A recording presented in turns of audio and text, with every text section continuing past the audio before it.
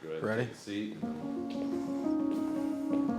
In terms of thinking about what you think the market is going to show us at the end of the year.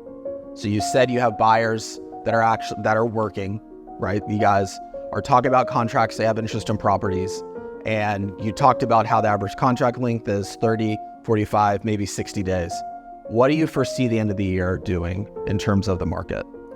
I'm glass half full by nature, and I'm not going to apologize for that ever. I like that I'm glass half full. I really lean on a lot of agents that are extremely successful that have been doing this for 20, 30 plus years in our market.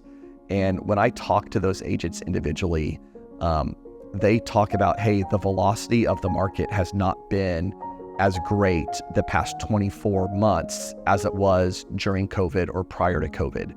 The velocity has slowed down, even though we're extremely proud that our average price point or median price point has stabilized, if not increased a little bit in some markets. When I talk to these agents with the experience, they say anytime velocity has slowed down in the 30 years I've done it, it has not happened longer than 24 to 30 months.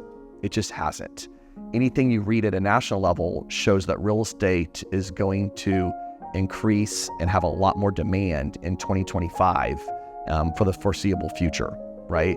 It's going to be a new cycle of real estate. When I combine reading those articles, right, and listening to those podcasts and listening to the news or reading the people that I trust the most, paired with what these agents are saying, I'm extremely optimistic where this year's going to end and where 2025 is headed as far as shifting back more towards an equal market or even getting back towards more of a seller's market. Brad, the market stats for Q3 just came out, and they showed a story of a slowing market.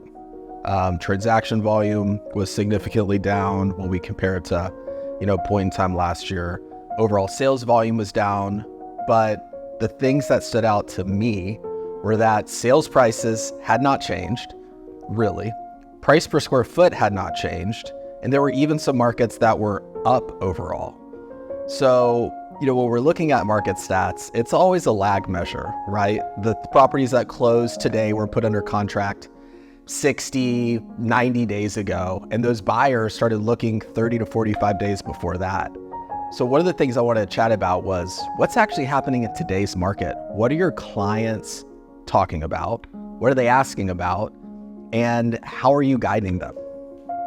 Yeah, you're exactly right. When it comes to the overall price point or the median price point on 30A and the surrounding areas, we've shown a lot of resiliency, right? The market's been very resilient with our price point not dropping and staying stable over the past few years. To answer your question specifically, ever since the Fed announced the 50 basis point rate drop a few weeks ago, a lot more buyers are circulating.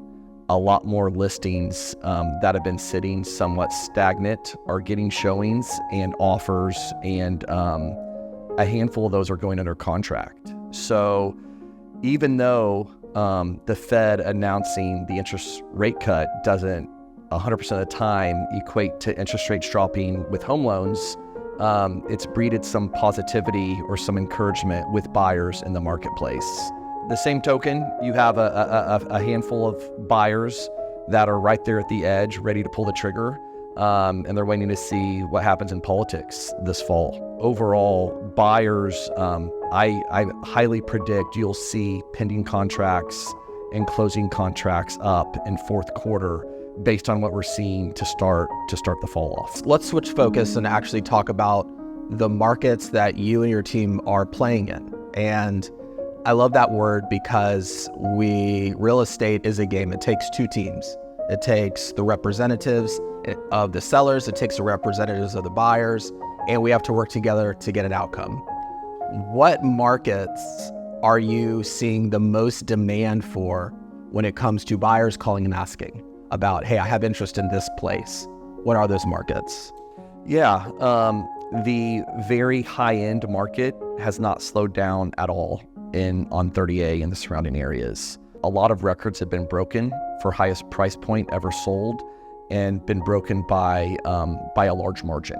So the homes that have been remodeled to the nines, the homes that are new, the homes that are very specific and there's not a lot of inventory, they have not slowed down. And again, like I said, they have been breaking a lot of records this past year.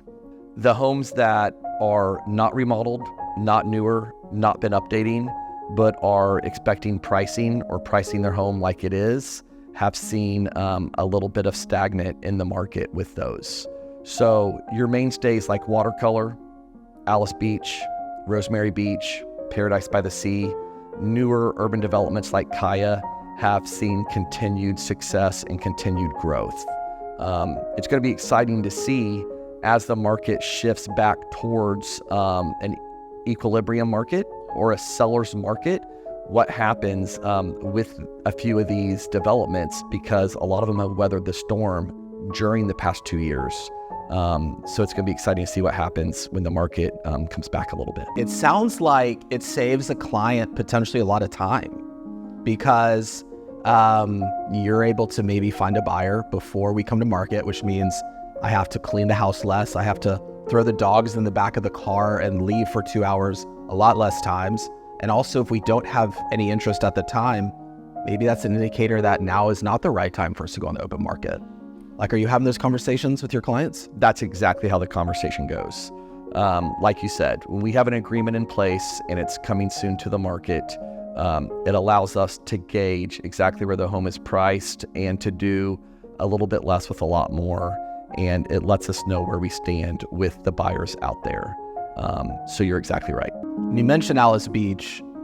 When we were looking through the Q3 2024 statistics, Alice Beach was the anomaly. The pricing was up, the sales volume was up, the days on market seemed to be flat, if not less than they were, 6 months, 12 months ago. Are you attributing this forward thinking in the buyer pool for that community to really be what's been driving the strength there? Or do you think it is just purely what it is today? Are they being sold the future of the community, or are they being sold today? Or is it a combination of both? Yeah. When I'm in the field, I form my opinions based on what I hear from my buyers and sellers, and then I form my own opinion, right? So when I'm in the field, I hear a lot of people say, hey, this community's got a little too busy. This community's got a lot more traffic. We don't enjoy spring break or summertime as much as we did when it was a little less busy on 30A pre-COVID. Neighborhoods that, excuse me, when it was a little less busy like it was pre-COVID. Neighborhoods like Alice Beach that don't have as much short-term rental. A lot of owners that invest in real estate on 30A have done very successful in our market. And they're telling me, hey, we feel like we've graduated up to a place that has less renters, where we don't have to rent as much. No buyer should ever really buy on 30A expecting a cash flow off of their rental. The draw to our market is the appreciation. And there's been a lot of appreciation made over the past 5-6 years in our market. Well, consistently forever in our market. But that's the best thing about it is that appreciation is helping buy your next beach house. How are you seeing working with financing these days, working with bankers, working with mortgage companies? Has that environment changed since COVID at all? What can a buyer expect when going and working directly with a lender in today's environment? So during COVID, the lending process was 45 days out. A lot of appraisers were backed up, delayed, overbooked. So now a really good lender, you can do a 30-day closing or a 35-day closing opposed to 45-day closing. More than ever, having the right lender or a quality lender that knows what they're doing is very important. Just like real estate agents or any industry, not all are built equally. And I've seen the past 6 months more than ever, a good lender separate themselves from a lender that doesn't have the experience. And what are you seeing with those contracts that you and your team are writing? when can we expect those properties to be closing? Obviously, during COVID, we were seeing 5, 10, 15, 20-day closes. Is that still the norm, or should we be expecting to see the market statistics really indicate what's happening today? When can we expect to see that? Yeah, great question. We're seeing the closings being between 30 and 45 days out. So a lot of our cash buyers, which historically on 30A, there's a very healthy amount of cash buyers. Even the past few years with the interest rates where they're at, a lot of our buyers are leveraging a certain percentage of their home purchase. So when you leverage the home at all, whether it be a year ago or now that interest rates have been going down, you're seeing 30 to 45 day closings.